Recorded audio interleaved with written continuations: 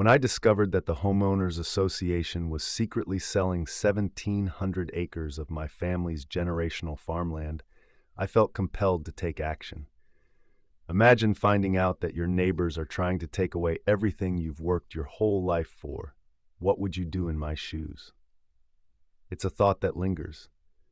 That morning was ideal for planting, with clear blue skies and just enough of a breeze to keep things comfortable. I was out on my tractor before dawn, just like my grandfather had taught me 3 decades ago. My phone buzzed repeatedly, but I chose to ignore it. Getting those seeds in the ground was my top priority. My family has owned this 2,000-acre farm for 4 generations, and the spring planting waits for no one, not even disgruntled neighbors. Finally, during lunch, I checked my messages and nearly spat out my sandwich. 10 missed calls from neighbors, 3 voicemails from my cousin, and a formal letter from the Oak Ridge Estates Homeowners Association, titled Violation Notice. The claims they made were shocking. They accused me of disturbing their peace with tractor noise and said that my chicken coops were causing unpleasant odors, which they believed were hurting their property values. Their new housing development had only been there for 8 months, while my farm had been in the family since 1892. The letter demanded that I cease all farming activities within 500 feet of their property line within 48 hours or face a $200 daily fine. I had to laugh. They didn't have authority over my land. The next morning, I was roused by the sound of a car door slamming. I stepped outside to find a woman in a crisp white pantsuit crossing my yard, clipboard in hand, with 2 men in polos branded with the Oak Ridge Estates logo trailing behind her. "Mr. Jackson," she called out, "I'm Karen Wilson, president of the Oak Ridge Estates HOA. We need to discuss your ongoing violations." With my arms crossed, I firmly stated, "There's nothing to discuss. Your HOA has no jurisdiction over my property." Karen's smile remained intact, but her demeanor shifted slightly. "Actually," she said, "the county zoning board indicates that your agricultural exemption expired last year. Your property is now subject to our community standards as outlined in Municipal Code Section 42.3. This caught me off guard, especially since my property tax bills hadn't changed. "My family has farmed this land for over 100 years, I replied, emphasizing our long history here. "No HOA can just claim authority over it." Her smile grew more serious. "Times change," she replied. "Residents have expectations. After all, they paid premium prices for homes that promised reliable property values. If you've made it this far and are enjoying the drama of these HOA stories, you're not alone. Don't miss out on the rest of the story. Hit that subscribe button and stay tuned for even more shocking twists." I received yet another notice, a cease and desist. The board had made a unanimous decision to enforce certain restrictions. That evening, my cousin Tom, who lives in Oak Estates and is on the town council, called me. He had heard unsettling news. Karen, someone who seemed to be at the center of this situation, was holding private meetings with developers and even altering meeting minutes after they had been approved. That night, I decided to do some digging. I checked county records online and discovered that my agricultural exemption was still valid for another 5 years. It turned out Karen had lied to me. In the following week, I continued working in my fields, trying to ignore the increasingly menacing letters I was receiving. Then came the noise complaints.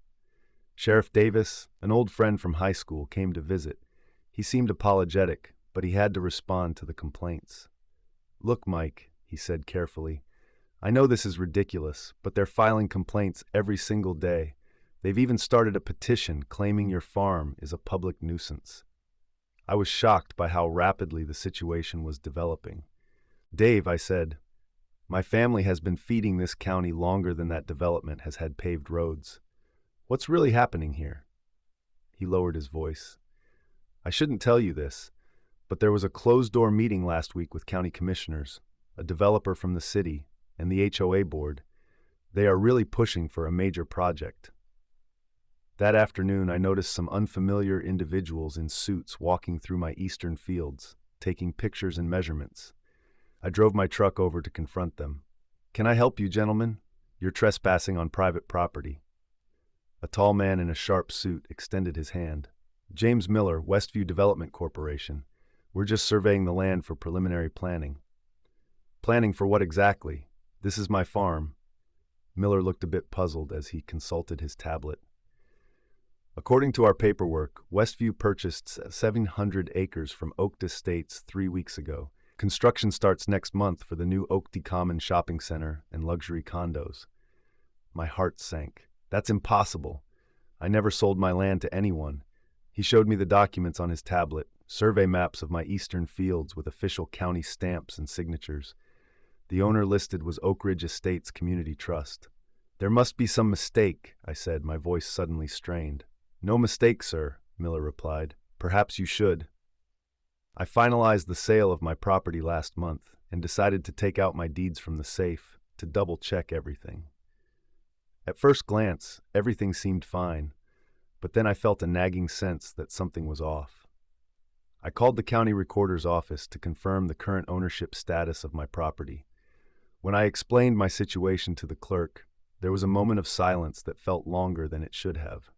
Mr. Jackson, there appears to be a filing regarding an ownership division from 6 weeks ago, she finally said. According to their records, the majority of my property, around 1,700 acres, had been transferred to Oak Estates Community Trust.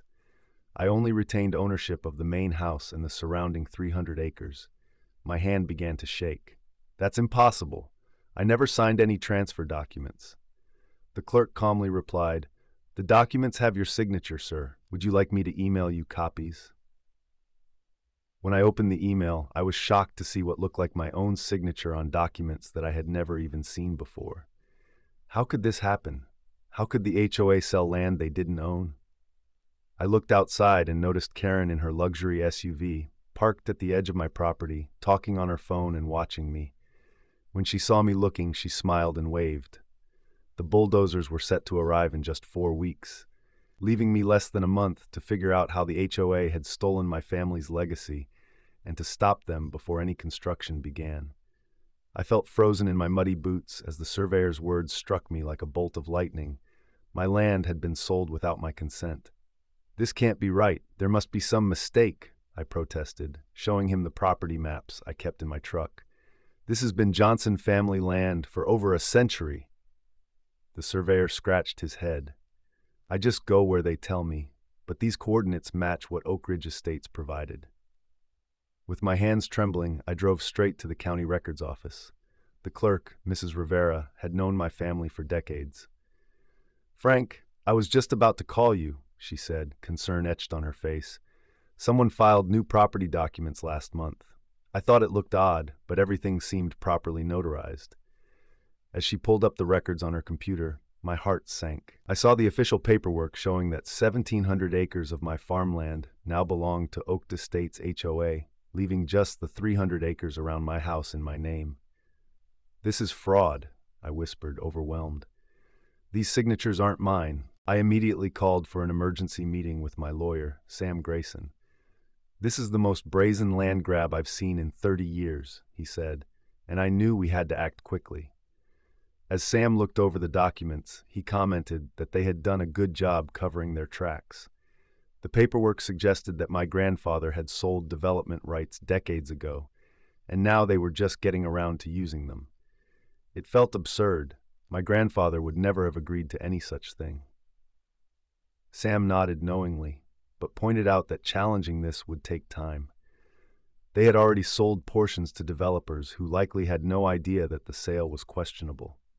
That evening, I headed to the HOA's monthly meeting, determined to confront them. The community center buzzed with chatter as I walked in. At the center table sat Karen Wilson, dressed in a designer outfit, looking more like a reality TV star than the head of our neighborhood association. When the room noticed me, silence fell. "This is a private meeting," Karen said with a frosty tone. "Private like the private sale of my land." I shot back, trying to keep my voice steady, even though my heart raced. Richard Thompson, the treasurer, adjusted his glasses nervously. "We have no idea what you're talking about." "Really? Then why are there surveyors on my eastern fields today? Why does your paperwork claim you sold 1,700 acres of my family farm to Greed Corp?" I pressed. Karen's fake smile didn't reach her eyes. "Perhaps you should check your family records more carefully. That land was included in our development zone from the beginning. Richard then slid some papers across the table, stating they were completely legal and that the sale was final. I glanced down at the documents, which displayed land boundaries that had never existed before. I couldn't help but mention, my family has the original deeds from 1892. These papers are fake, and you know it. That's a serious accusation, Janet Miller, another board member, interjected, looking genuinely confused. Karen assured everyone that everything was above board, shooting a warning glance at Janet. The matter is settled. Security, please escort Mr. Johnson out, Karen ordered. A retired police officer who worked part-time security approached me. Sorry, Frank. Just doing my job, he said as I walked outside. In the parking lot, my neighbor Tom Baker caught up to me. He had moved to the area just a year ago to enjoy the rural lifestyle that was now at risk. They've been planning this for months, he whispered, glancing around nervously. There have been secret meetings about expanding the community footprint. Why didn't anyone tell me? I asked, feeling a mix of frustration and betrayal. Karen threatened anyone who spoke up, Tom explained. Jeff Winters questioned the legality last month and suddenly had a $5,000 increase in his HOA dues. Violations can lead people into bankruptcy when they are not careful. As I drove home, I felt the weight of my family's legacy crumbling around me. The farm that had supported the community for generations was on the verge of turning into cookie-cutter houses and strip malls. Unable to sleep, I opened my grandfather's old wooden chest. Among the birth certificates and faded photographs, I found something significant. The original water rights agreement from 1943. This document outlined how my grandfather had permitted the construction of a reservoir on our property, which now supplied water not only to our farm but also to the entire area, including what is now Oak Estates. My heart raced as I read on. The agreement stated that agricultural use would always take precedence in water allocation decisions, and the rights were tied to the original 300 acres of land I still legally owned. At dawn, I called Sam again. They might have stolen my land using fake papers, I said, but they overlooked something important. Sam, still half asleep, asked, "What's that?" "Who controls their water?" There was a pause. "Frank, be careful. This could get ugly." "They started it ugly," I replied. "I'm just finishing it fairly." After hanging up, I noticed a bulldozer making its way over the hill in my eastern field. Construction was already underway. Through my binoculars, I spotted Karen standing with a group of men in suits, excitedly gesturing toward my best wheat field. Determined to protect my interests, I opened my laptop and researched water rights, easements, and local utility regulations. If they thought they could push around a simple farmer, they were about to find out how mistaken they were. That afternoon, I visited old Mr. Patterson, who had managed the county's water systems for 40 years before retiring. "Of course I remember that system," he said, spreading faded blueprints across his kitchen table. "Your granddad was smart. The main control junction is right here on your remaining property. It always has been." I took photos of the blueprints with my phone. "What are you planning, Frank?" he asked, his eyes sharp despite his age. "Just making sure I understand my rights," I replied. That night, I walked my property line, the lights of Oak Estates twinkling in the distance. I made my decision. I wouldn't just fight for my land. I would show Karen and her corrupt board exactly who they were dealing with. I picked up my phone and made 3 calls, first to Sam, then to the local authorities. As the situation shifted, I discovered that Karen had recently thrown a champagne celebration for selected members of the Homeowners Association and developers. She confidently assured them that construction would wrap up in a year, promising a significant boost in their property values, and that our family farm would soon be a thing of the past.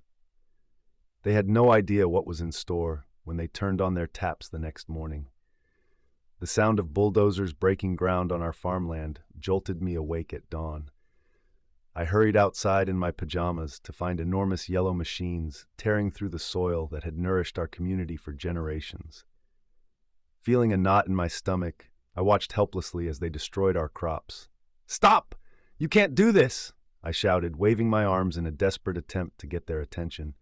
My pleas fell on deaf ears as the workers continued, absorbed in their task as if I didn't exist.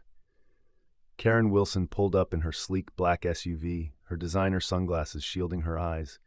Stepping out in high heels that sank into the soft earth, she said with a smirk, "Progress waits for no one."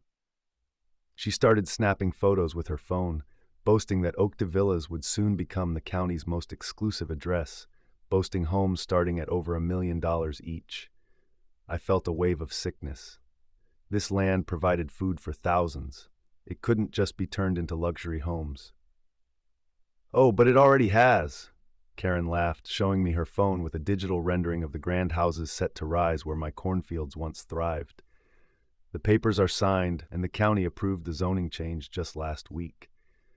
As she drove away, she made a point to splash mud onto my boots, leaving me standing there, hands trembling with anger, watching years of hard work disappear under the tracks of her bulldozers.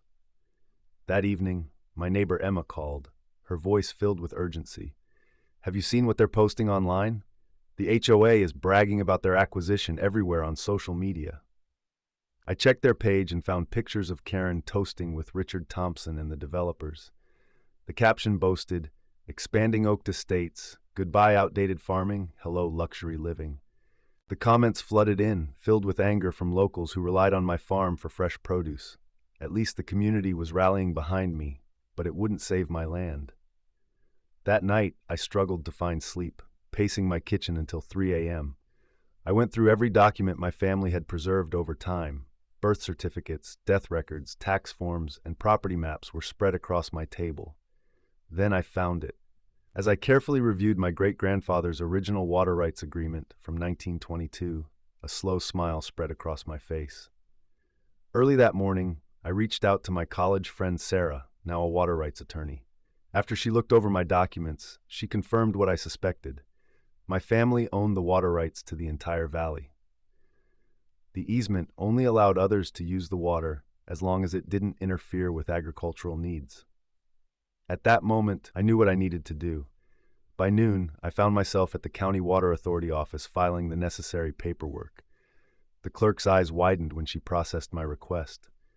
"Are you sure about this?" she asked, sounding a bit concerned. "This will affect hundreds of homes." "I'm very sure," I replied, remaining calm. "I'm simply redirecting the water allocation, as is my legal right." 2 days later, while I enjoyed breakfast, my phone started buzzing with notifications. Facebook messages, texts, and voicemails flooded in from residents in Og. Their water had slowed to a trickle, then stopped completely. Karen called me 17 times before I finally picked up. "What did you do?" she screamed, clearly frantic. I had to hold the phone away from my ear. "Nothing illegal," I said, buttering my toast. "I just exercised my water rights as outlined in the easement agreement. The document states I can prioritize agricultural usage." "People need water to live," Richard shouted in the background. "And people need food too," I replied. "I'm redirecting all water to my remaining 300 acres, where I'm intensifying production since you took the rest of my farmland." Karen's tone shifted to one that felt almost sickly sweet. "Listen, maybe we moved too quickly. We can discuss some compensation." "The time for talking was before you falsified documents and took my property," I interrupted. "Right now, I'm just protecting what's left." I hung up and stepped outside. The sun felt warm on my face as I inspected the irrigation system I had modified. Water that once flowed through the valley now only nourished my remaining fields. About an hour later, 3 police cars pulled up my driveway. Sheriff Miller, someone I'd known since high school, stepped out first. "I got complaints about water tampering," he said, looking a bit uncomfortable. I handed him my documentation. "Everything I've done is legal," I reassured him. "My family has owned these water rights for over a century." While he reviewed the papers, a news van pulled up. Karen must have called them, thinking they would support her side. Julie Ramirez, the reporter from Channel 5, approached me with a microphone. "Can you explain what's happening?" she asked, ready to hear my side of the story. She asked about the water supply, and I smiled. I was happy to share. I pulled out maps of the original property lines and the documents detailing water rights. I also wanted to talk about how the Oak Ridge HOA had forged documents to take 1,700 acres of farmland that had been in my family for generations. Julie's eyes lit up, and I could tell she sensed that this was more than just a water issue. Later that evening, the HOA called an emergency meeting. I wasn't invited, but my neighbor Tom kept me in the loop through text messages. "They're freaking out," he wrote. "Developers have halted construction and are threatening to sue the HOA for misrepresentation. Property values are already dropping." At 11:42 p.m., my doorbell rang. It was Karen, but she didn't look her usual self. Her makeup was smudged, and there was an urgency in her posture. "Please," she whispered, her voice trembling, "turn the water back on. People have children and elderly parents. They can't stay in homes without water." I leaned against the doorframe, considering the weight of her words. "Maybe they should be mad at those who created this situation," I replied. Desperation crept into her tone as she suggested discussing compensation. I looked her straight in the eyes and said, "Compensation isn't enough. I want my land back." Her face grew serious. "That's impossible. The contracts are signed." I took a breath. "Then I guess we have nothing more to discuss." Just as I started to close the door, she stopped me. "Wait, the developers might reconsider if there's a water issue. I can set up a meeting." I paused, weighing my options. "Tomorrow, 9 a.m. at my kitchen table. Bring the developers and your lawyer, along with those fraudulent documents you used to take my land." As she hurried back to her car, I noticed that every light in Oak Ridge Estates was on. No one was sleeping tonight. They were all wondering how they had never questioned where their water came from. When I entered the courthouse, my hands shook and cameras flashed. Someone had tipped off the local news about our situation. Judge Martinez had rushed the hearing after 3 long days without water had thrown Oak Ridge Estates into disarray. Many families had relocated to hotels just to be able to shower. The courtroom felt divided. On one side sat Karen and the HOA board members, looking polished and assured in their designer clothes. On the other side were my supporters, the farmers in work boots and practical attire who depended on my land for their livelihoods. "All rise." The bailiff called as Judge Martinez entered. Karen smirked at me from across the aisle, confident that she was going to win. Little did she know, this was just the beginning. My lawyer, M. Rodriguez, began by showing aerial photos of my family's farm that date back to the 1950s. "Your Honor, this land has been continuously farmed by the same family for over 130 years, she explained. She then requested to enter the original land grant from 1892 into evidence. Suddenly, Karen's lawyer sprang up with an objection. "Those old documents are irrelevant. We have a modern legal sale agreement signed just last month." Judge Martinez frowned. "I will determine what is relevant. Please continue, Ms. Rodriguez." As Ms. Rodriguez unveiled a large map displaying all the water lines in the county, I felt my heart race. "This property controls water access for the entire region," she explained. "The easement agreement clearly states that agricultural use takes priority in any water allocation decisions." A soft murmur began to spread through the courtroom. I looked closely at Karen. For the first time, I noticed a flicker of worry in her eyes. Next, Karen's lawyer presented their sale documents. They looked impressive, but Ms. Rodriguez was ready. "Your Honor, we've had these documents examined by 3 separate experts," she said, handing a thick folder to the judge. "They found at least 7 signs of document tampering, including digital manipulation of the property boundaries." The judge's frown deepened as he flipped through the pages. "These are serious allegations." Ms. Rodriguez continued, gesturing to her assistant, who wheeled in a cart filled with 5 boxes of documents. "We've subpoenaed the bank records of the HOA board members." I saw Karen's face go completely white, and Richard, the treasurer, began to sweat noticeably. "These records show unusual deposits to the personal accounts of 5 board members within 48 hours of the land sale," Ms. Rodriguez stated. "The deposits match exactly to 2% of the sale price, divided evenly among them." The courtroom erupted in commotion, and Judge Martinez banged his gavel for order. "I will have order." As the chaos unfolded, I watched Karen turn to Richard, her face twisted in rage as she looked for someone to blame. "We need a recess," her lawyer demanded. "These allegations are completely unfounded, and we need time to prepare a response." The judge agreed to a 30-minute break. As people filed out, I remained seated, trying to calm my racing heart. Tom slid into the seat next to me and whispered, "You're winning." Half the HOA members look ready to throw Karen under the bus. In the hallway, I couldn't help but overhear Karen and Richard arguing, tension palpable between them. In a quiet corner, Richard's frustration was palpable as he said, "You said this was foolproof," his voice low, as we faced the possibility of criminal charges. Karen, usually so composed, finally showed signs of distress. How was I supposed to know his family had some old water rights document? Nobody reads that fine print, she shot back, her voice tinged with panic. Well, someone should have, Richard retorted, clearly upset. The developers are already talking about suing us for misrepresentation. I listened closely, pretending to check my phone, intrigued by the shifting dynamics. It looked like they were turning on each other, and their tension was almost entertaining. When court resumed, the atmosphere had changed entirely. Karen's lawyer asked for a brief meeting with the judge and my attorney. They convened at the bench, speaking in hushed tones. After a few minutes, Judge Martinez finally addressed everyone.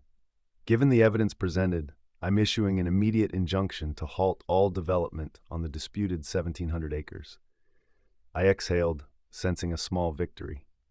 It wasn't over yet, but it felt like a step in the right direction. The judge went on, "Furthermore, I'm ordering a complete investigation into the documentation from Oakdale Estates HOA. If fraud is confirmed, this matter will be sent to the district attorney." I glanced at Karen, whose rigid posture collapsed. In that moment, she looked like she might faint. As the crowd began to disperse, Mrs. Jensen, an elderly resident of the HOA, approached me quietly. "I had no idea they were doing this," she said softly. "Many of us didn't know. We just wanted nice homes." "I understand," I replied. "This isn't about punishing residents. It's about stopping corrupt leadership." Waiting outside was the developer's representative. He appeared anxious, tugging at his tie. "Mr. Davis," he said, extending his hand, "I want to make something very clear. We were misled by the HOA. Our company bought that land in good faith, unaware it wasn't theirs to sell." I studied his expression, weighing his credibility. "Your bulldozers destroyed crops that could have fed hundreds of families," I stated firmly. He grimaced. "We want to make this right. We're planning to sue the HOA, but we'd prefer to work directly with you on a solution." I thought about all the people affected, my farm workers, local restaurants, families facing hardship. Fighting this would take years. Maybe we could find a different path. "Come out to the farm tomorrow," I suggested. "I have an idea that might work for both of us." As I walked towards my truck, Karen stormed past, flanked by her lawyer. She halted, rage evident in her eyes. "This isn't over," she hissed. "You think you've won, but my husband plays golf with the mayor. We have connections you can't even imagine." He smiled calmly and suggested I might want to save my energy for the legal battle ahead. "Fraud charges can be pretty stressful," he added. For a moment, Karen's face turned a deep shade of red, and I thought she might actually lash out right there on the courthouse steps. Instead, she pointed a finger at me and said, "You'll regret this. Nobody makes a fool of me." With that, she stormed off, leaving Richard behind, visibly anxious. I noticed the news cameras capturing the whole scene, broadcasting Karen's threat to the entire county. Tom approached me quietly.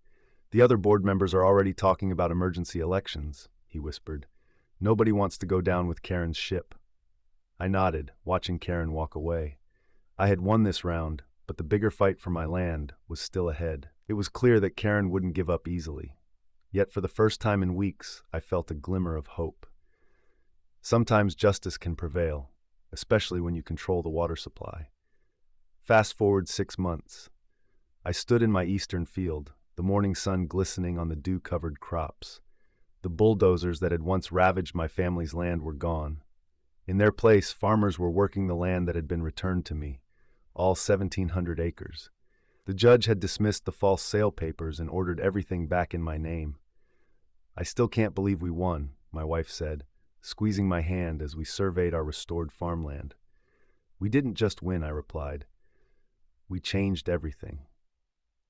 The morning after our court victory, my phone buzzed incessantly with calls from reporters. The story of an HOA trying to seize a family farm struck a chord. People from all over the country reached out with messages of support, some even sending boxes of homegrown vegetables as a gesture of solidarity. Karen and her HOA associates couldn't escape the spotlight. Camera crews gathered outside their upscale homes, eager to ask about the illegal kickbacks they had received. Richard, in a surprising turn, broke down on live television, confessing that they had schemed over secret meetings and champagne. "We just thought no one would care about some old farm," he cried into the microphone. But people did care, more than they could have imagined. 3 weeks after the court's decision, I received an unexpected visit from the developer's new CEO. Their former boss had been fired due to the scandal. "We made a terrible mistake," she said, sitting at my kitchen table. "Our company never would have moved forward if we had known the truth." I pushed a plate of my wife's freshly baked cookies toward her. "What happens now with your company?" I asked. She smiled and replied, "That's why I'm here. We have a different idea. Would you think about selling just 50 acres legally this time? It could really benefit everyone." Instead of luxury houses, they proposed building a modern farming facility on a small corner of my property. This project would create jobs and process crops from farms all across the county, including my own. Additionally, they suggested funding a farming education center where city kids could learn about where their food comes from. I hesitated. "What about the HOA?" She assured me, "They'll have no control over this." Encouraged by her words, I learned that the next HOA meeting was unlike any of the old ones. Tom Baker, my neighbor who had quietly tried to warn me, had been elected as the new president after Karen and half the board resigned in disgrace. The remaining members unanimously approved my new farming operation and agreed to create a buffer zone between our properties. As Tom and I walked along the property line together, he shared, "Most of us moved here because we love the country feel. We never wanted to ruin what makes this place special." Meanwhile, the legal trouble for Karen and Richard progressed. The district attorney uncovered bank transfers revealing how much they had pocketed from the fraudulent land deal. After all the scandal, Karen lost her big house. Her husband divorced her over the situation. I would sometimes see her driving past my fields, her face tight with resentment. As summer shifted into fall, we broke ground on the new processing center. Local farmers came to celebrate, bringing homemade pies and side dishes from their own harvests. Residents from Oak Estates joined the festivities, including many who admitted to being bullied into silence by Karen's threats of hefty fines. One older gentleman from the development, who said his grandfather was a farmer, expressed, "I hated what they were trying to do to you." By winter, something remarkable began to unfold.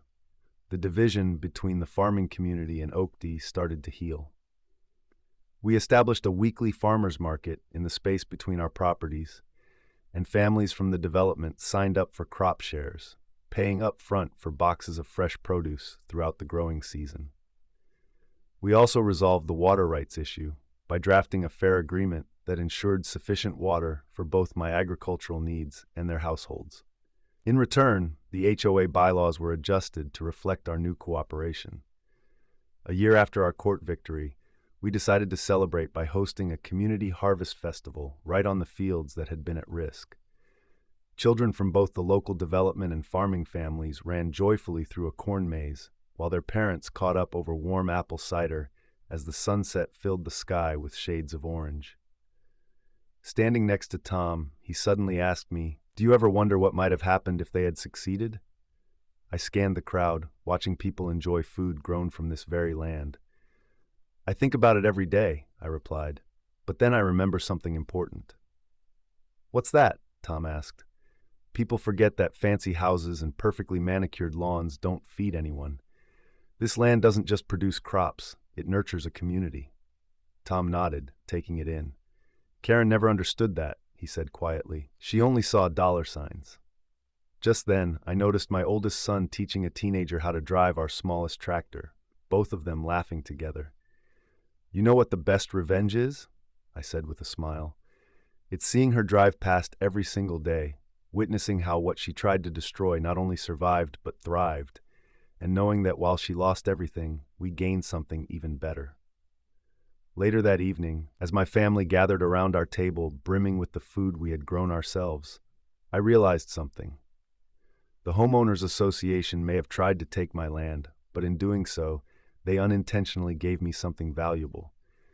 They helped me demonstrate to the entire community why this farm matters. That lesson would nourish people's hearts long after their fancy development had faded.